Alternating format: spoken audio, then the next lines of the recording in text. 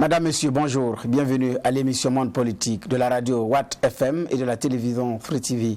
Monde Politique, c'est ce rendez-vous où nous recevons les acteurs des domaines politiques, économiques, social, culturels et j'en oublie pour parler des défis de ce monde au niveau du Burkina et ailleurs. Aujourd'hui, nous recevons pour vous un jeune homme qui n'est plus d'ailleurs à présenter. Il s'agit de Monsieur Ali Nana. Il est le coordonnateur du mouvement pour la résistance populaire MRP. L'on se rappelle que le 5 octobre 2019, à BAM, dans le Kongoussi, dans le BAM, il s'était réuni avec d'autres camarades pour exiger une résistance populaire, pour appeler à une résistance populaire face aux groupes armés terroristes. Des années après, les VDP ont été mis en place et ensuite, aujourd'hui, le VDP occupe un rang important dans le combat parce qu'il fait partie de ceux qui avaient appelé à armer les civils. Quel bilan pouvons-nous en faire? Et surtout que nous sommes dans une autre offensive. Alors, est-ce l'offensive de la reconquête effective du territoire national? Quel est le rôle de cette communauté internationale, des partis politiques, de la fédération dans tout ça? Nous en parlerons au cours de cette émission Monde Politique. Alors, ensemble, nous disons bonjour à M. Nana. Bonjour. Bonjour Bernard Bougma, bonjour Watt FM et Free TV. Bonjour et merci d'avoir répondu présent à notre invitation à Monde Politique. Effectivement, comme je l'annonçais en introduction, vous êtes le coordonnateur du mouvement pour la résistance populaire MRP. Alors, vous aviez en son temps appelé à ce que les civils soient armés pour qu'une résistance populaire puisse être organisée. C'est vrai que sous le président Roch-Marc Christian Kaboré, les volontaires pour la défense de la patrie avaient été lancés, mais dans des proportions suffisamment contenues. Aujourd'hui, la situation a pris de l'ampleur. Alors, vous qui avez été précurseur avec d'autres de vos camarades du lancement de ce mouvement-là, c'était à Kongoussi, le 5 octobre 2019. Autant dire que vous y aviez vu juste en son temps. Merci Bernard Bougma. Avant de répondre à votre pertinente question, permettez-moi d'abord de joindre ma voix à celle de la communauté, et du moins de l'ensemble des catholiques du monde entier et de la communauté musulmane qui a prié aujourd'hui pour la chose la plus chère au Burkina Faso que nous attendons tous, à savoir la paix. Rien que la paix. Et je crois qu'aujourd'hui, sur les 20 millions de Burkinabés, il n'y a personne, il n'existe pas de Burkinabé qui n'aspire pas à la paix. La chose que nous attendons le plus. Donc, pour revenir à votre question, je crois que vous avez fait le résumé de l'historique de notre mouvement. Maintenant, ce qu'il faut ajouter, c'est que ce mouvement-là, c'est un mouvement patriotique national. Ça veut dire quoi? Ça veut dire que le lancement a été fait au BAM par l'ensemble des patriotes du Burkina Faso, mais ce mouvement se retrouve dans les 45 provinces du Burkina Faso. Ah oui. Donc, raison pour laquelle nous suivons de près tout ce qui se passe sur le plan sécuritaire, sur le plan politique, sur le plan économique, parce qu'aujourd'hui, le Burkina Faso, c'est notre patrimoine commun. Il n'y a pas de raison que les Burkinabés ou qu'aucun Burkinabé se mette en marge de la dynamique enclenchée par les autorités de la transition aujourd'hui. Effectivement, c'est justement le 5 octobre 2019, nous nous sommes retrouvés à Kongoussi, nous avons lancé ce mouvement parce que nous sommes arrivés à la conclusion qu'au regard de la situation, du contexte sécuritaire d'alors, il était pratiquement difficile pour nos seules forces de défense et de sécurité de vaincre le terrorisme. Parce que nous avions déjà des informations du Nord, à savoir à partir du Soum, à partir de Baraboulé, à partir de Gorgadji. Nous avions toutes ces informations que la chose était sérieusement préparée.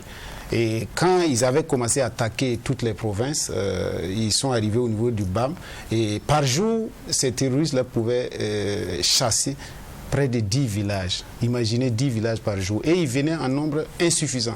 6 personnes, 7 personnes, à la limite même moins. Avec des motos, avec des fusils qui n'arrivaient même pas d'abord à manipuler. Donc, quand nous avons observé, nous avons dit que basta, il fallait effectivement arrêter cette dynamique suicidaire. Parce que le Burkinabé se distingue dans ce monde-là par son courage, par sa dignité, par sa témérité, par son courage et sa dignité.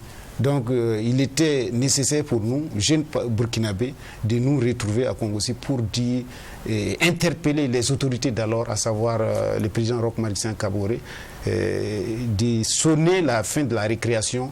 Parce qu'au moment où tout le BAM se vidait, il en était de même au niveau du Lorum, au niveau du Sanmatenga, au niveau du Soum, au niveau de l'Oudalan, au niveau de la Yaga, et au niveau de comment on appelle ça, de l'Est. Donc les gens étaient en train de se réunir dans les centres-villes. Donc il était pour nous nécessaire de dire au président Roch de sonner la fin de la récréation. À quelque chose m'a l'air bien. La situation de Bongo est arrivée en novembre, soit moins d'un mois après notre lancement, et dans un discours solennel, le président du MPP, le président de Roch-Marc Kaboré, effectivement, a jugé nécessaire d'abonder dans le sens du mouvement pour la résistance populaire. Et il a dit dans son discours solennel qu'à partir d'aujourd'hui, il faut inciter ce qu'on appelle les volontaires pour la défense de la patrie. Et nous avons, ce jour, je vous assure que nous n'avons pas dormi, nous avons été félicités de part et d'autre, nous avons été vraiment dans notre fort intérieur, on était contents d'avoir été utile pour notre pays, d'avoir été utile pour nos villages, d'avoir été utile pour notre province et l'ensemble des provinces du Burkina Faso. Donc, voici de façon ramassée l'historique. Et quand il a fait ce discours solennel, effectivement, une proposition de loi d'abord en Conseil des ministres qui a été transmise à l'Assemblée nationale sous, comment dirais-je, la magistère de Bala Sakandé en son temps. Et quand ce projet a été transmis, cette proposition de loi a été transmise à l'Assemblée nationale, nous avons aussi, encore une fois de plus été consultés pour donner notre point de vue par rapport à, effectivement, à la rédaction de ces textes-là pour que ça soit réellement des textes qui puissent être en phase avec les réalités sécuritaires de notre pays. Donc, nous avons donné notre point de vue, nous avons travaillé main en main avec l'ensemble des députés de la 7e législature et nous avons produit effectivement ce qu'on appelle le projet de loi qui a été une fois de plus adopté à l'unanimité. Je crois que dans l'histoire du Burkina Faso, moi j'ai vu c'est une première fois, mais d'autres m'ont dit qu'effectivement c'est la deuxième fois qu'un projet de loi a été adopté à l'Assemblée nationale à l'unanimité. C'est vrai, il est évident que si nous revenons en arrière, quand nous avons lancé la résistance populaire, des groupes d'opinion, des personnes importantes, des groupes de pression ont travaillé à ce que cela ne soit pas une réalité, parce qu'ils se sont dit qu'effectivement, en lançant cette résistance populaire-là, nous allons armer une partie de la population contre une partie de la population. Mais les risques de guerre civile, c'est de bonne foi, ils craignaient qu'il y ait des dérives, qu'il y ait des règlements de compte. Oui, mais ça, dans certaines localités aussi, il y a eu ce cas. Oui, mais ça, c'est la deuxième étape du problème. Le problème, à l'instant T, il faut le résoudre. Maintenant, quitte à ce qu'on résolve le problème qui se placera devant nous encore. Donc, on ne peut pas être à l'instant T face à un problème et puis projeter sur un problème éventuel qui va venir. C'est vrai que c'est de la prospection, c'est de l'anticipation, mais il faut être réaliste par rapport à notre contexte sécuritaire.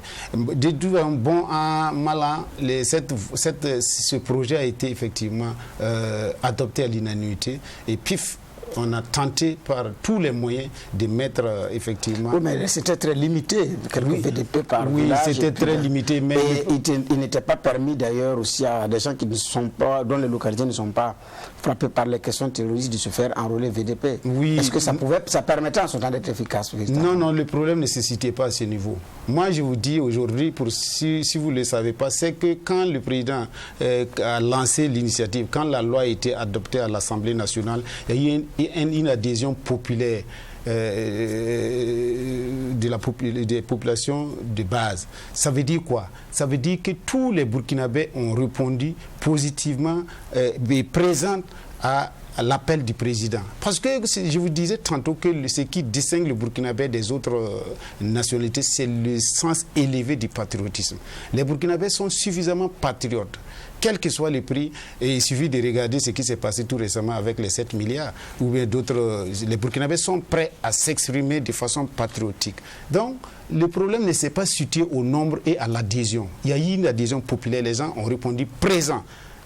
à l'appel du président. Malheureusement, je le répète encore, je l'ai dit sur des plateaux, il nous a manqué une volonté politique pour effectivement encadrer ces VDP-là. Effectivement, nous avons les statistiques, nous avons le nombre approximatif de ceux qui s'étaient engagés, effectivement, sans rien. Je vous assure que sans rien en son temps, au prix de leur vie pour défendre leur localité. Sans rien. Et parce que ce qui avait été dit qu'on allait octroyer 200 000 francs par groupe à chaque groupe de VDP, ça c'est ce qui est écrit sur papier. Vous savez que nous, on a mené des débats avec les... C'est vrai qu'on a dit que l'armée, c'est la grande muette, mais nous, par notre action, nous avons amené l'armée à mener des débats publics avec nous, parce que entre ce qui est écrit dans la loi, entre ce qui est proposé pour les VDP et ce qui est fait pratiquement, il y a une différence nette. Donc, on a dit aux gens de s'engager, les gens ont accepté. Malheureusement, il n'y a pas eu de mesures d'accompagnement. Et nous avons dit à un certain moment que ces VDP-là, qui ont accepté de s'engager sous le régime de Roch-Marc Christian Kaboré, ont été trahis, ont été vendus jusqu'à la mort de Yero. Nous avons dit c'est là Yero. Parce que si nous étudions au cas par cas les circonstances dans lesquelles ces VDP-là sont tombés, je vous assure que nous n'aurons pas le courage de terminer cette émission. Parce qu'à la limite, on a réellement livré ces VDP-là. Sinon, comment on peut dire dans un village aux populations de s'engager dans une zone très dangereuse, comme le BAM, comme le Lorum, je parle du Windigué par exemple, ou de Namsigé, ou de Cargo, ou encore je pars un peu dans les Salmatenga. On dit à des gens de s'engager. Ils s'engagent, vous leur donnez 10 personnes, une seule calache, d'ailleurs même qui refusent de démarrer avec peut-être 20 munitions ou 13 munitions. Ce que vous avez prévu sur le plan financier, vous avez dit que vous allez leur donner 20 000 francs à chaque VDP pour pouvoir mener le combat. Les VDP ont dit que non, nous sommes engagés, ce n'est pas pour le fait d'argent. Nous abandonnons nos activités traditionnelles, nous allons nous engager pour défendre à bien, pour défendre patriotiquement nos territoires, pour défendre la terre de nos ancêtres. Que vous nous donniez l'argent, c'est bien, mais si nous n'en gagnons pas, ce que vous devez faire, c'est de nous assurer le matériel nécessaire pour mener le combat. Malheureusement, la loi a été votée, et il y a eu un semblant de mise en œuvre, et malheureusement, il n'y a pas eu de suivi au niveau de la décision, politique. Il a manqué beaucoup de choses pour mettre en exergue, effectivement, ou bien en œuvre cette loi-là. Donc, pour revenir à ce que vous avez dit, ce n'est pas une question d'adhésion ou d'acceptation. Le peuple a accepté, comme il a accepté sous IIB, comme il a accepté sous Damiba. Malheureusement, il nous a manqué de patriotes, effectivement, pour mettre à bien la loi sur les VDP. Donc, ces VDP-là n'ont pas eu de suivi, n'ont pas eu d'encadrement nécessaire. Ils sont abandonnés à eux-mêmes, si bien que juste après la mort de Ladji Yoro, beaucoup se sont cherchés entre griffes. Les gens ont dit, il s'agit là d'une trahison. Vous avez vu les derniers discours qu'on a qualifiés de discours prémonitoires de Yoro, Ladji Yoro, à l'enterrement des VDP qui sont tombés entre Titao et puis Wayouya. Vous avez écouté? Donc, après ce discours, il y a près de 30% des effectifs des VDP qui ont raccroché, qui ont dit, tiens, on ne peut pas nous dire de nous engager alors qu'on ne nous donne rien pour nous défendre, pour défendre nos terres. On nous livre même à l'ennemi. Donc, les gens ont préféré effectivement se chercher, aller sur les sites d'orpaillage, aller faire des cultures maraîchères et autres. Il a fallu le coup d'État pour effectivement que ces gens-là recommencent à se remobiliser pour pouvoir effectivement mener à bien ce combat noble qui est la défense de la patrie. Alors, pour ceux qui nous suivent à la radio, notre invité du jour, c'est Ali Nana, le coordonnateur du mouvement pour la résistance populaire MRP. Alors, monsieur Nana, effectivement, c'était le bilan de des VDP version Roch-Marc Christian Kaboré.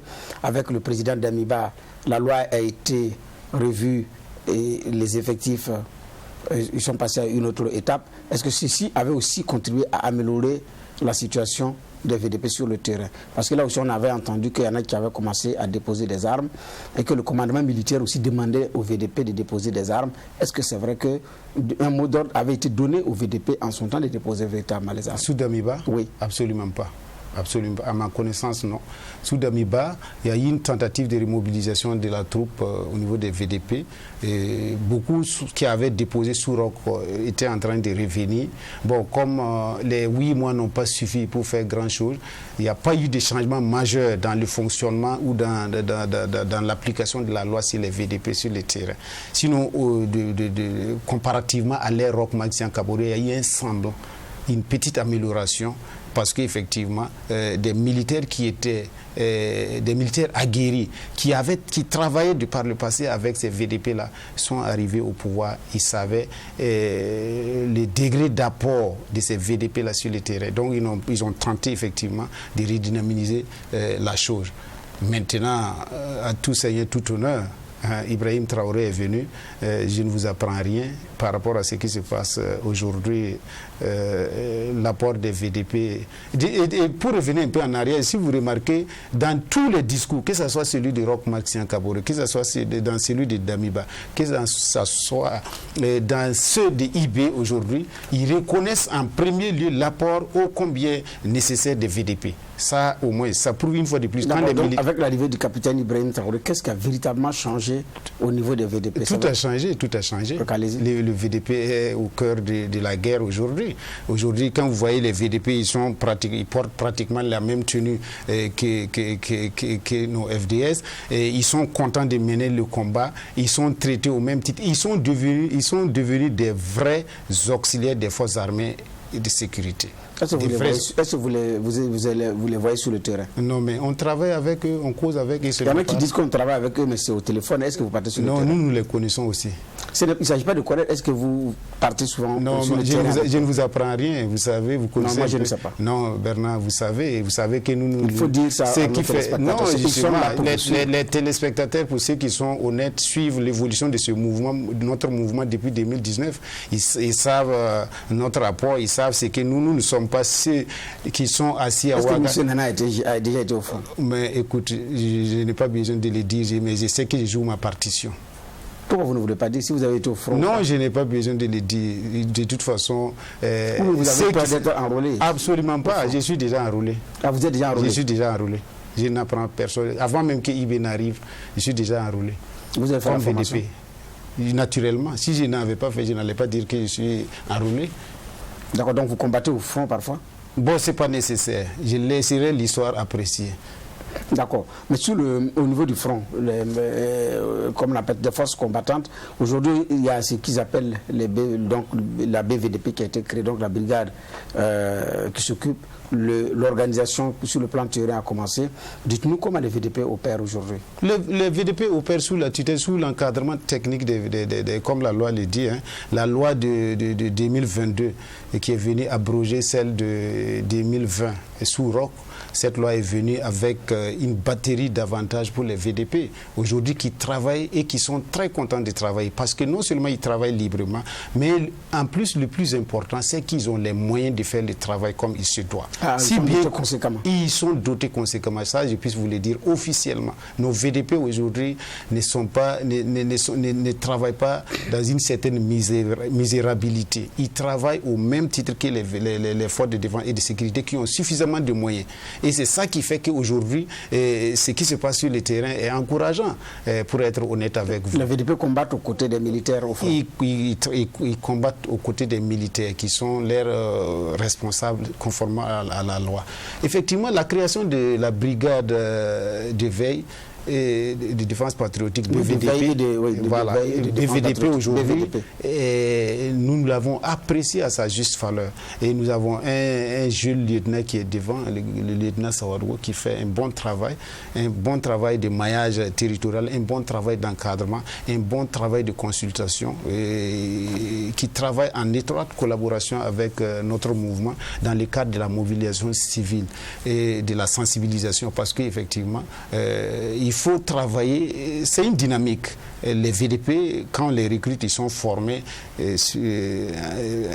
pour un temps déterminé. Mais cette formation est une formation continue.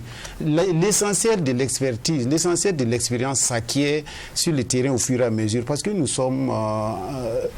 avons une armée aujourd'hui bien formée, Ça, je tiens à les souligner. Contrairement aux détracteurs qui sont en train de dire, nous avons une armée très professionnelle, bien formée, surtout en droit humanitaire, qui sait comment faire la guerre en temps de guerre, faire la paix en temps de paix aussi. Parce que ça aussi, c'est très important à le souligner. Donc, ces VDP le travaillent de façon intelligente avec nos forces de défense et de sécurité qui les assurent et qui leur assurent effectivement le maximum d'encadrement nécessaire. Alors, mais il y en a qui craignent que l'après, la démobilisation ne puisse être un problème, la réinsertion également. Alors, donc il y a ce débat-là qui se mène, c'est ce qui fait que certains ont toujours observé de la réserve vis-à-vis de ces supplétifs-là. Bernard, soyons logiques, soyons sérieux dans tout ce qu'on fait. Et ne prenons pas les Burkinabés comme des gens qui ne savent pas ce qu'ils veulent. Aujourd'hui, ceux qui tiennent ce langage-là, je crois que c'est parce qu'ils dorment, ils mangent, ils ne savent pas la réalité du terrain. Aujourd'hui, face à ce qui existe sur le terrain, on ne peut pas s'asseoir aujourd'hui dire qu'il y a un risque de démobilisation, un risque de... Aujourd'hui, nous ne sommes plus à ce niveau. Nous nous sommes inscrits dans une dynamique de reconquête et de libération de notre territoire, quel que soit le prix. Je dis bien quel que soit le prix. Il faut qu'on arrive à libérer ce pays-là d'abord. Ensuite, tous les problèmes qui vont se poser, que ce soit la question de la démobilisation, que ce soit la question des règlements de compte, que ce soit la question de tout, ces questions-là pourront trouver des débuts de solutionnement après la reconquête de notre territoire. Mais avant la reconquête, on ne doit plus se poser des questions. Comment aller dans une même dynamique pour reconquérir notre territoire que nous avons perdu? Parce que ce que les gens disent, 40%, moi je suis plus en avance et moi je ne crois pas que nous sommes à 40%. Nous sommes à près de 50% de perte du territoire national. Et ça ne doit pas être à l'honneur d'aucun Burkinabé.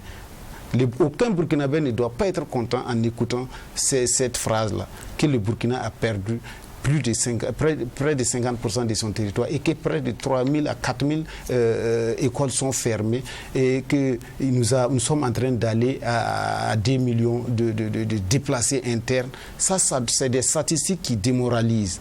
Il faut qu'on oublie ça vite. Pour oublier ça, il faut se mobiliser derrière nos VDP, il faut se mobiliser derrière nos FDS, il faut se mobiliser derrière les autorités. Nous allons nous mobiliser, ce n'est pas parce que nous aimons IB ou nous aimons la transition MPSR2. Nous allons nous mobiliser parce que nous avons cette volonté-là de reconquérir notre territoire. Parce qu'il n'y a pas plus embêtant que de te dire que tu es un déplacé. Alors qu'aujourd'hui, ce que les Burkinabés ne comprennent pas, c'est que les 20 millions de Burkinabés sont des déplacés internes. Bernard Bougouma, je ne sais pas votre village, mais ce n'est pas sûr que si votre village est à plus de 100 km de Ouagadougou, vous pouvez aller voir votre maman et puis revenir. Donc, si vous êtes cloisonné à Ouagadougou et vous ne pouvez pas aller voir votre maman à 100 km de Ouagadougou, vous êtes un déplacé interne, vous êtes contraint de rester à Ouagadougou qui n'est pas chez vous. Donc nous sommes tous des déplacés internes. Quand nous lancions le mouvement il y a de cela 3 ans, les gens nous prenaient pour des nez percés ou des fous. Parce qu'ils se disaient que la chose est à 200 km de Ouagadougou, c'est à Djibo, c'est à Tongo Mayel, c'est à Koutoukou, c'est à Faramana et autres. Nous savions, nous qui étions sur le terrain, nous avions la primeur de la réalité. Donc nous avons voulu prendre les taureaux par le corps pour barrer. Et si en ce moment nous avions été écoutés, si les VDP avaient été armés conséquemment, si la population avait été mobilisée, avait été mis dans les rangs comme aujourd'hui, je vous assure qu'aucun village du Burkina Faso ne quitterait, ne partirait pas. Parce que malheureusement, nous avons passé, et ça je suis embêté de le dire, mais c'est honnête de le dire, nous avons fait 5 ans sans combattre le terrorisme. Nous avons fait 5 ans en nous accusant. Nous avons fait 5 ans pour piller. Nous avons fait 5 ans pour se trahir, pour se tromper, pour mener une politique de l'Autriche. En ce moment, les terroristes qui, au début, ne pouvaient même pas tirer de façon, si ce n'est pas à bout portant, ont pu effectivement gagner des terrains. Ils ont pu effectivement avoir suffisamment de moyens. Ils ont pu se nourrir de plus d'ambition.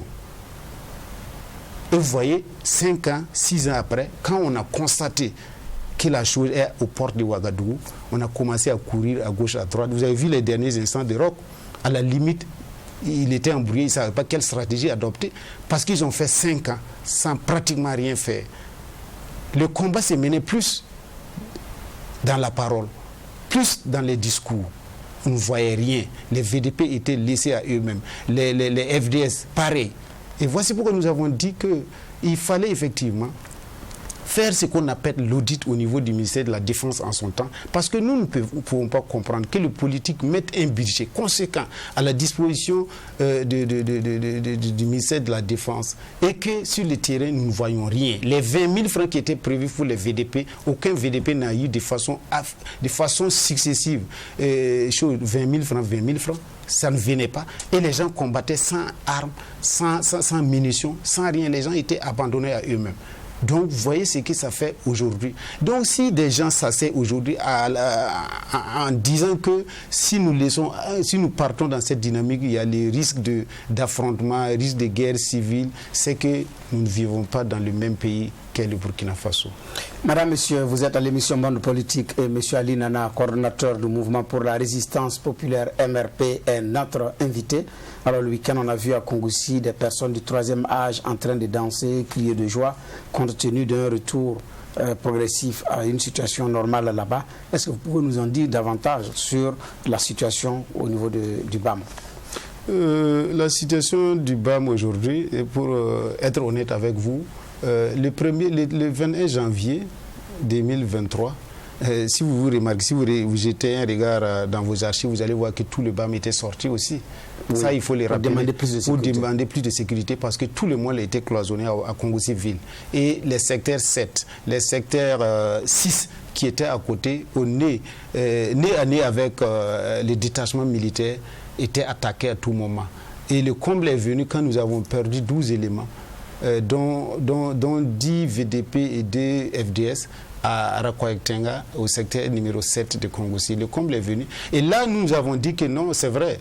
Nous sommes d'accord avec le début de la guerre, nous sommes d'accord avec l'orientation que la transition se donne, mais nous ne pouvons pas rester les bras croisés. Il faut qu'on se sienne. Donc, nous avons appelé la population du BAM qui est sortie et qui a porté son soutien à la transition, mais qui a aussi été honnête vis-à-vis effectivement de ces autorités-là pour leur dire que, attention, Kongoussi, la dernière barrière qu'est Kongoussi risque de tomber. Et si Kongoussi tombe, alors les ex de Ouagadougou doivent s'apprêter pour rejoindre soit Bobo, soit Abidjan et autres capitales côtières. Donc nous sommes sortis, nous avons effectivement demandé de bonne foi, parce qu'effectivement tout était serré. Et Dieu merci, après cette sortie des différentes populations de la province du BAM, nous avons eu une oreille très attentive de la part de nos autorités et qui a mené une offensive exceptionnelle. Nous-mêmes, nous ne savions pas qu'on pouvait faire cette opération-là au BAM. Parce que sous Rock, sous Damiba, nous avons tout. Nous avons montré à la limite, au cas par cas, les bases terroristes. Nous avons donné toutes les informations nécessaires pendant 5 ans. Toutes les informations qui permettaient effectivement de neutraliser ces ennemis-là. Malheureusement, rien n'a été fait jusqu'à ce que cette opération-là ait eu lieu. Donc, cette opération est venue. Non seulement l'opération a permis aux 300 véhicules qui étaient garés à Kongoussi depuis 3 ans de pouvoir rallier Bourzanga, qui était sous blocus depuis près de 6 mois, qui était en manque de tout. À la limite, il n'y avait que les feux. Malheureusement, à un certain moment, il n'y avait plus de feu à Bourzanga. Donc, ces actions-là ont permis, cette opération des FDS, VDP ont permis effectivement de rallier Bourzanga et d'amener le convoi jusqu'à Djibo, ce qui est exceptionnel, ce qui est impensable. Par voie terrestre. Par voie terrestre. Ça, il faut l'ajouter, par voie terrestre. Après, bien avant, effectivement, le PAM, en collaboration avec le gouvernement, a pu faire quelques navettes entre Bourzanga, Ouagadougou, entre Bourzanga plusieurs fois. Mais ça n'a pas pu, effectivement, répondre aux besoins des populations. Mais avec le convoi, aujourd'hui, la province du BAM, précisément Bourzanga, est dans une situation de joie. Donc, si nous sommes sortis le 2 avril passé, c'était justement par esprit de gratitude, parce qu'on nous a appris quand quelqu'un qui te fait du bien, il faut pouvoir lui dire merci. Et toutes les couches socio-professionnelles, que ce soit les commerçants, que ce soit les orpailleurs du BAM, que ce soit toutes les populations du BAM, sont sorties pour témoigner, pour dire merci au FDS, pour dire merci au VDP, pour dire merci aux autorités de la transition et leur dire en même temps que c'est bien, mais ce n'est pas encore arrivé. Il reste quelques poches de résistance, il reste quelques bases de terroristes connues. il reste quelques travail à faire qu'il faut rapidement faire pour pouvoir effectivement permettre aux populations et aux VDP de sécuriser leurs zones respectives. Et de surcroît, il faut faire tout possible pour désenclaver ou bien pour sécuriser la route nationale numéro 22 qui commence Ouagadougou, Kongossi, Sabsé, Ouagadougou, Sabsé, Kongossi, Bourzanga, Namsigia jusqu'à Djibo. Et ensuite la voie de Djibo, Titaou, Gorénoré et puis Wayugia. Si nous arrivons, si la transition arrive à sécuriser ces voies-là, je crois que nous aurions gagné près de 60% de notre combat contre l'insécurité. D'accord. Alors, à vous entendre parler au niveau du BAM, la situation est en train d'être bien, de se normaliser. Mais est-ce qu'il y a eu des retours dans certaines localités?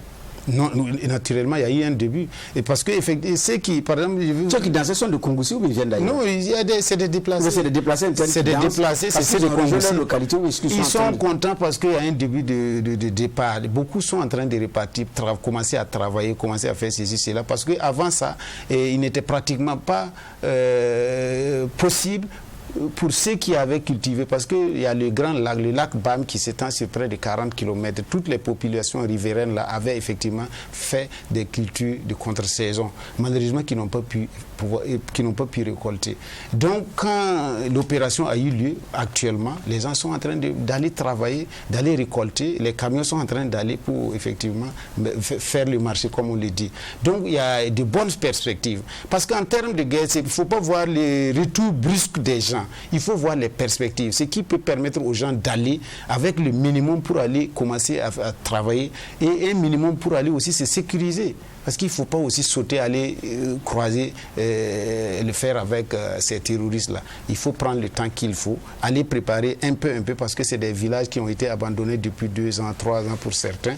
Il faut prendre le temps qu'il faut. Mais en termes de perspective, je vous assure que la province du BAM est dans une bonne prédisposition actuellement pour le retour de ces déplacés internes. Alors, une localité, Rolo, il y a eu beaucoup de choses qui ont été dites. Quelle était la particularité d'ailleurs de cette localité? La particularité de Rolo, c'est qu'il n'y avait pas l'administration, il n'y avait personne, il n'y avait rien. Dans beaucoup de localités où il n'y a pas d'administration. Pas beaucoup, mais vous m'avez posé la question sur Rolo, donc je vous réponds par rapport à la situation de Rolo. Rolo, depuis bientôt 2 ans, il n'y avait pas signe de vie de l'administration. Il n'y avait pas la police, il n'y avait pas la gendarmerie, il n'y avait pas la santé, il n'y avait pas d'école, il n'y avait pratiquement rien. Donc Rolo était abandonné, si bien qu'à un certain moment, cette ville a basculé un peu.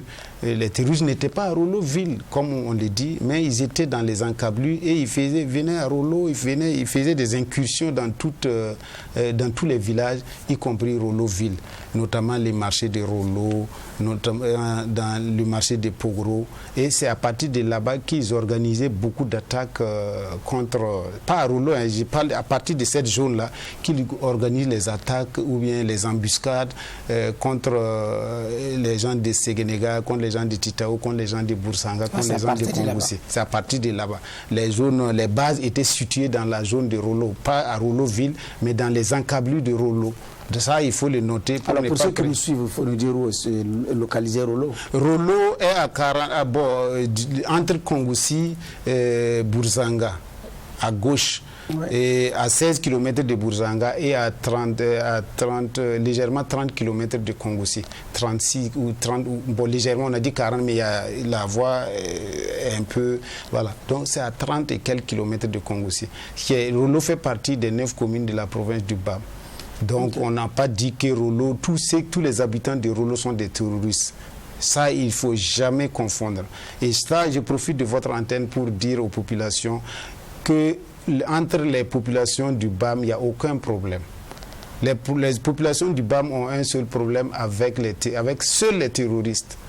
Nous n'avons pas de problème entre nous. Nos sœurs sont à Rolo, les filles de Rolo sont... Entre nous, il n'y a aucun problème.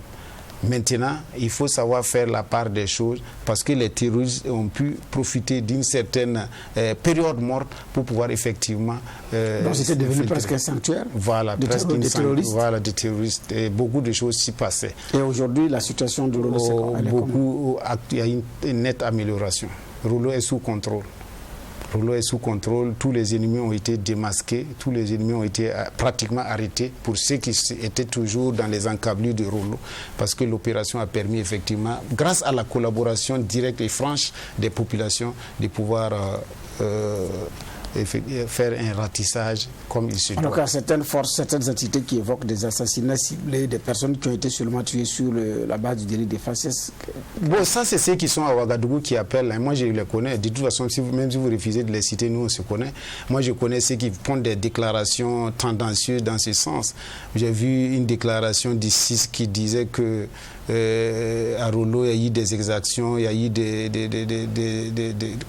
exécutions extrajudiciaires. Bon, de toute façon, j'ai ri parce que je sais comment cette OSC-là fonctionne. Nous, ça ne nous aimait pas. Ça ne met pas les forces de défense et de sécurité, ça ne les empêche pas de travailler. Les chiens peuvent continuer de boyer.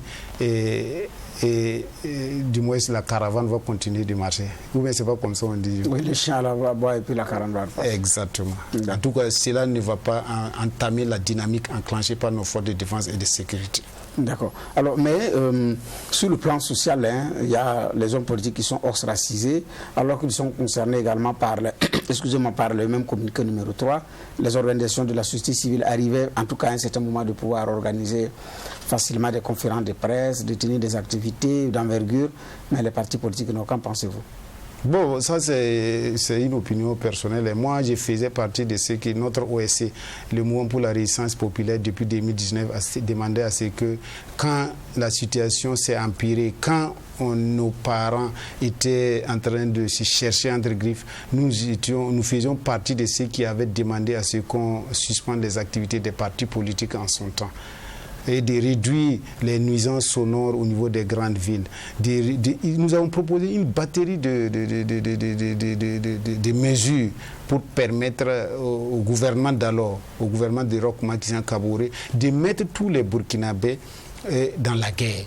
Parce qu'il fut un moment où on se croirait dans deux États différents.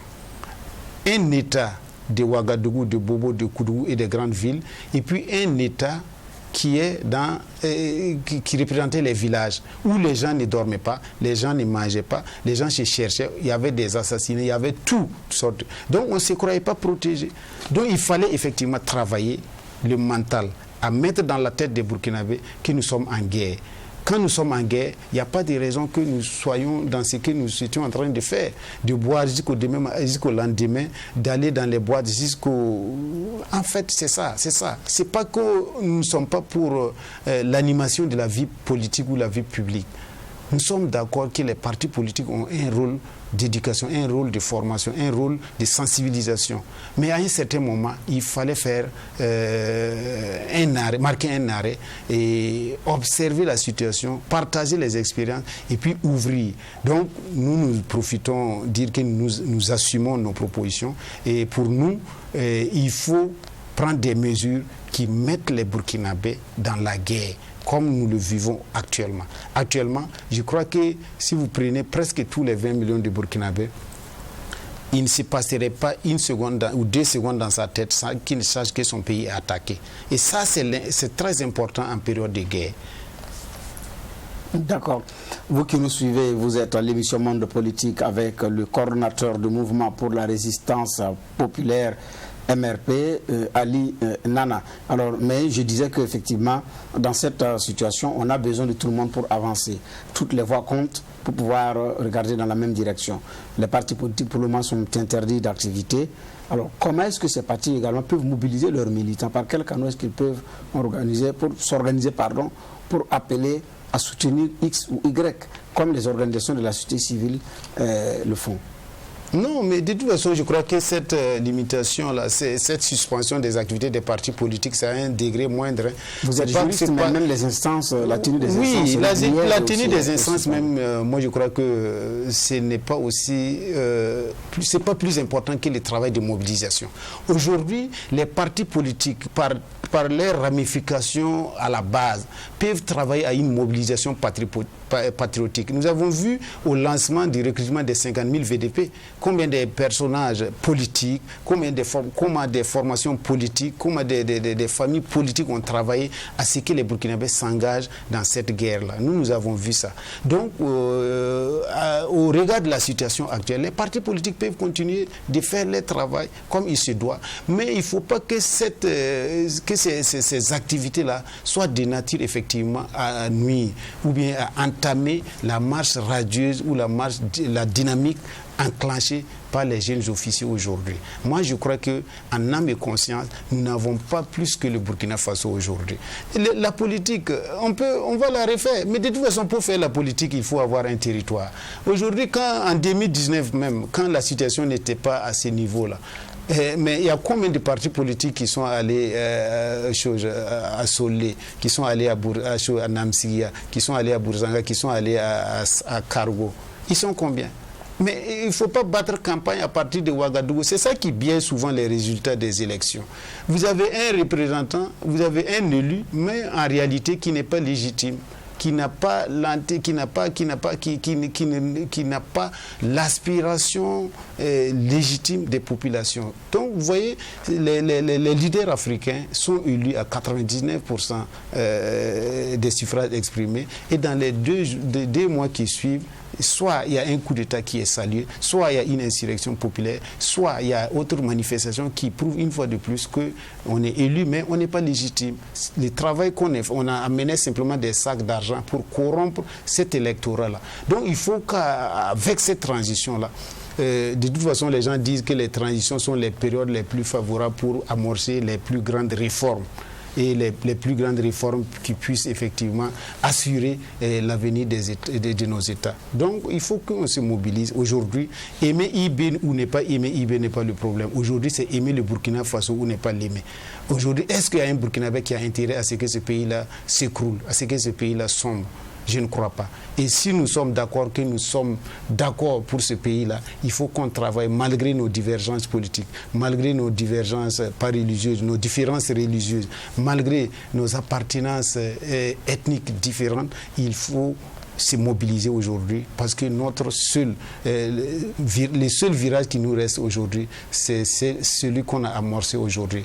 Et nous avons toutes les cartes en main aujourd'hui pour réussir ces virages-là. Et si nous ratons ces virages, je vous assure que ce Burkina Faso-là, nous ne l'aurons pas comme nous l'avons eu de par le passé. D'accord, mais il y a vos camarades des organisations de la société civile qui ont rejoint le front, oui, après des propos tenus soit en conférence de presse ou sur les réseaux sociaux. Est-ce que vous le connaissez certains particulièrement?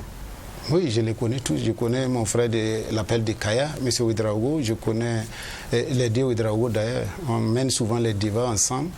Bon, une pensée particulière, effectivement, pour ces jeunes patriotes-là aujourd'hui qui, je suis sûr que là où ils se sentent dans un service patriotique. Est-ce que vous avez leurs nouvelles? Si j'ai leurs nouvelles, oui, moi j'ai les nouvelles du front. Non, moi j'ai les nouvelles du front, comme ils sont au front. Ces trois messieurs qui sont au front. Non, j'ai les nouvelles du front tous les jours. Ils vont bien? Non, tous ceux qui sont au front vont bien. Tous ceux qui sont au front vous appellent? Oui, ils font bien et ils vont bien. Je n'ai pas dit qu'ils m'appellent, mais ils vont bien. Ils sont sur quel front d'ailleurs? Non, ils sont sur le front de la guerre, sur les théâtres des opérations. Front Est, Nord ou Ouest? Non, ce n'est pas important. Les limites territoriales du Burkina Faso. Pourquoi, vous avez peur de les rejoindre ou quoi? Absolument pas. Je suis prêt. D'ailleurs, même j'y suis régulièrement. Je vous demande, la dernière fois que vous êtes rentré du front d'ailleurs, c'est quand? Non, ce n'est pas important. Oui, ben je vous demande si vous avez les nouvelles de vos camarades. J'ai les nouvelles du front, ils vont bien. Toutes les FDS, tous les VDP, tous ceux qui sont enrôlés de façon de leur gré ou de force vont bien. Mais est-ce que cette initiative n'a pas violé les dispositions de la loi en la matière? Du moment où, quand on dit VDP, on parle de volontaires. Moi j'ai une autre manière de voir. Vous êtes juriste, quelle autre manière? Naturellement. Si on va raisonner, de toute façon, en situation de guerre, il faut souvent enlever sa casquette de juriste, de journaliste pour voir les choses comme elles. Fouler aux pieds? Non, pas fouler aux pieds. Non, il faut s'adapter, c'est ça la résilience. Aujourd'hui, les deux qualités pour le Burkina Faso, pour les Burkinabés, c'est la résistance et la résilience. Il faut que tout le monde ait ça, les journalistes, les hommes politiques, les OSC. Il faut qu'on s'adapte au nouveau contexte. Parce que nous sommes dans une situation périlleuse. J'ai l'impression que les gens négligent ou bien les gens sous-estiment la situation sécuritaire dans laquelle nous sommes aujourd'hui au Burkina Faso. Monde politique avec Ali Nana, coordonnateur du mouvement pour la résistance populaire. L'émission se passe ce week-end, c'est sur la radio Watt FM 100.8. C'est aussi sur la télévision 3TV. Nous continuons cette émission. Alors, il y a aussi les choix en matière de coopération internationale, avec qui y aller. Alors, aujourd'hui, au niveau de la diplomatie, il y a quand même des virages qui sont en train d'être opérés, où on est en train de se rapprocher ou de réchauffer certaines relations. Donc c'est effectif maintenant avec la Corée du Nord qui aura son ambassadeur accrédité auprès du Burkina Faso. Vous qui êtes sur le terrain de la lutte, que pensez-vous de ces choix diplomatiques du Burkina Faso? Non, moi je crois que tout choix doit être orienté vers l'intérêt supérieur des Burkinabés, dans le respect de la dignité des Burkinabés, dans le respect de la dignité de la souveraineté du peuple burkinabé. Tout choix. Moi, je n'ai pas de préférence, mais je m'inscris souvent en faux par rapport à ceux qui réclament à tort et à travers la Russie ou la France ou autre chose. Moi, je dis que le peuple burkinabé est un peuple mieux, un peuple qui sait compter sur ses valeurs ou ses capacités intrinsèques, un peuple qui sait garantir l'intérêt supérieur. Je crois qu'à ce niveau, tous les choix qui tentent dans ce que je viens de dire aujourd'hui sont les bienvenus. Que ce soit la Corée du Nord, que ce soit la Russie. Maintenant, c'est comme dans le premier discours du capitaine Traoré qui disait que nous allons opérer des choix, nous allons mettre sur la table tous nos partenaires, tous les accords et les conventions internationales avec les autres pays. Nous allons les agencer pour voir les accords qui garantissent la dignité du peuple burkinabé, les accords qui garantissent la souveraineté du peuple burkinabé. Nous allons effectivement continuer, nous allons réchauffer ces accords-là.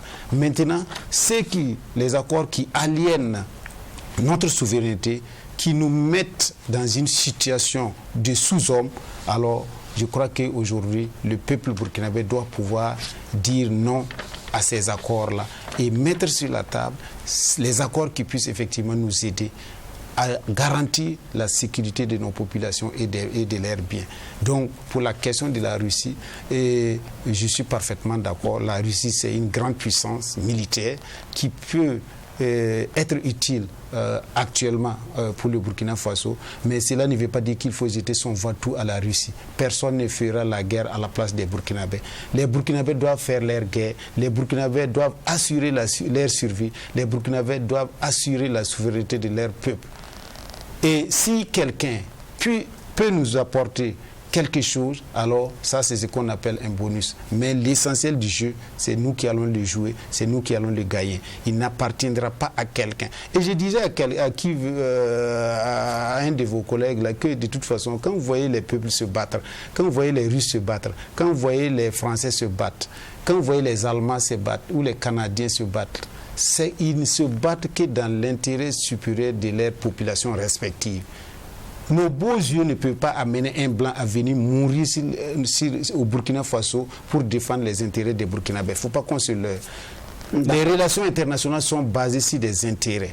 Réciproques. Aujourd'hui, là où nous avons nos intérêts, nous n'allons pas badiner, nous allons aller vers ces partenaires-là, quitte à ce que nous soyons aussi utiles à ces partenaires-là pour pouvoir effectivement faire des échanges ou des partenariats gagnant-gagnant. D'accord, mais il y a aussi la question de la fédération Burkina, Mali, Guinée, mais les Guinéens ne semblent pas être intéressés par le projet.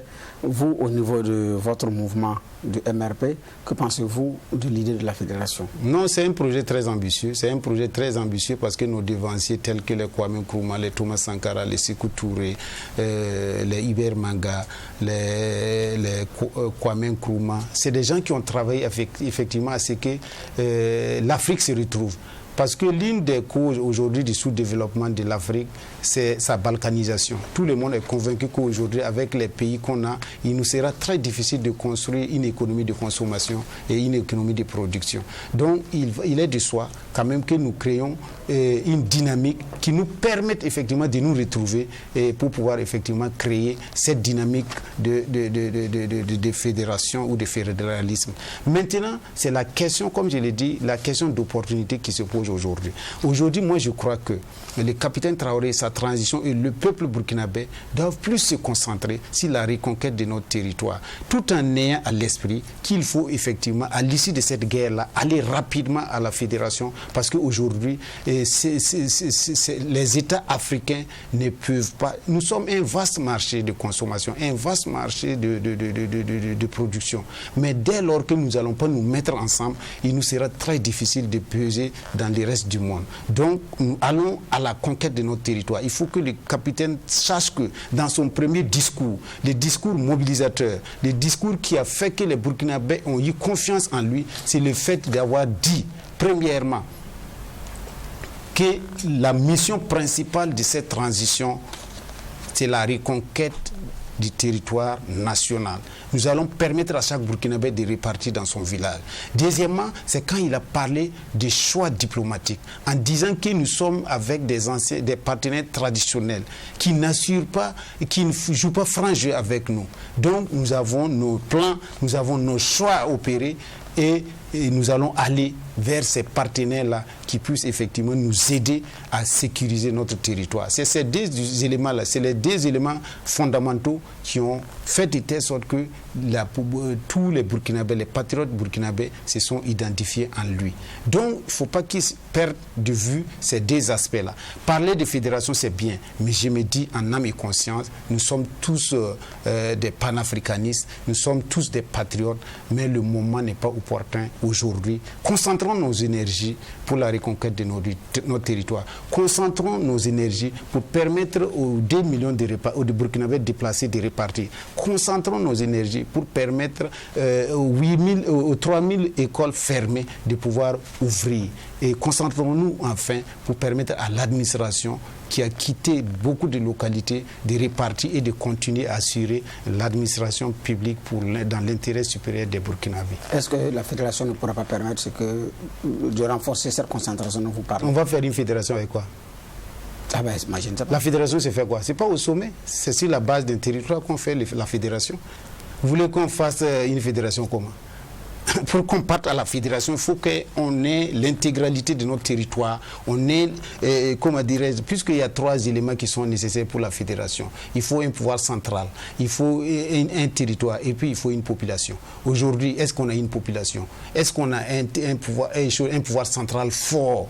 Est-ce qu'on a un territoire au complet? C'est les 3 éléments les plus importants qui garantissent la souveraineté d'un État. Dès lors que vos populations ne sont pas fixes sur un territoire, dès lors que vous n'avez pas l'entièreté de votre territoire, alors vous allez parler de fédération. C'est bien, mais je me dis que priorité pour priorité, il faut d'abord orienter toutes les énergies des Burkinabés vers la reconquête de notre territoire. C'est à ce prix seulement que nous pourrons aller à la fédération. Même avec le Mali, je suis sûr que l'Afrique, que si nous commençons avec le Mali, d'autres États vont venir parce que les États africains aiment prendre le train en marche.